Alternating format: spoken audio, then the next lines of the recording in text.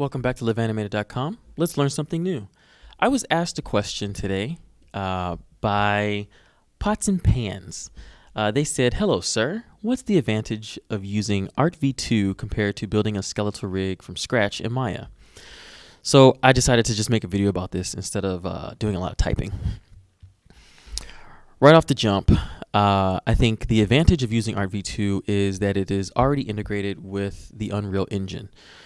I think a lot of people right now are using Advanced Skeleton, but unless you have someone who's good with doing tools programming or can reverse engineer some of their stuff, they may have a plugin or they may not, but you're going to want someone to modify that rig, because I've used that rig before for a Unity project, and we had to have someone write special code to even export it out to get it into the engine. So that's one of the big reasons, is that it already works right out the box. If you want to add joints, additional joints to the character after you already built the character, it's very easy to go in and add those joints, re-export your rig file or your skin file, and then re-import that back into Unreal, and you're good to go. I've been able to use cloth with it and a few other things for the facial animation. So once we get a little bit closer through the tutorial or further in the tutorial, you'll see in the many other ways that I'm using ARTv2. The other thing is that if you're an animator and you may not have the best rigging skills, this is definitely one of the better, even in its rough state, one of the better ways to rig up a character and get it right in Unreal, so you can just focus on what you want to do, which is animating and building out your anim charts, your anim graphs, your anim trees, and making sure that the character is moving how you want it to, and the functionality can be built from there, so you don't have to spend hours upon hours upon hours building a rig. So that's the main reason why I would suggest this. Let me see. Some of the other advantages are a lot of other rigs, when people build them from scratch, they do a lot of things that really don't jive well with Unreal. Sometimes a lot of the squashing and stretching and stuff, depending how you set all that up, Unreal doesn't really like that, which means you're going to have another rig that you're going to bake things down onto, which is going to overcomplicate your rig for that reason alone.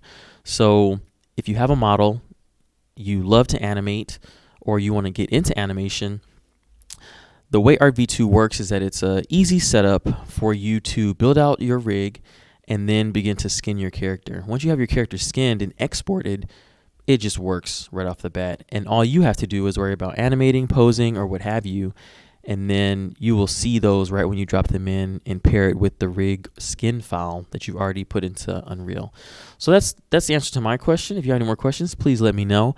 But I totally recommend this for people who aren't the best at rigging. I think that would be who this will benefit the most. If you know how to rig and you're ready to take on those challenges of the additional problems that you may have getting your custom rig into Unreal, then by all means have at it. But if you really want to focus on animating, I think this is one of the better rig solutions out there that doesn't really cost anything. I think the Advanced Skeleton costs $5,000. Nobody's spending $5,000 for that. I've seen people use it, and if they have a plugin or not, they weren't able to use the plugin for whatever reason.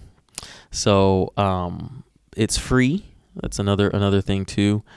And it's all about getting you where you want to go to faster, which is animating that character. I haven't seen any issues or any limitations with bone count yet or joint count yet. So there's something positive about that, where if you want to rig up hair and rig up many other things, it's totally open for that. I also saw that with it being kind of open source, you can still customize and do things upon having that rig, but it is a very clean rig setup. So there's twist joints. There's other helper joints or nodes that you can add to it that'll already get a controller. You can specify the controller you want for it once you have it set up on your character.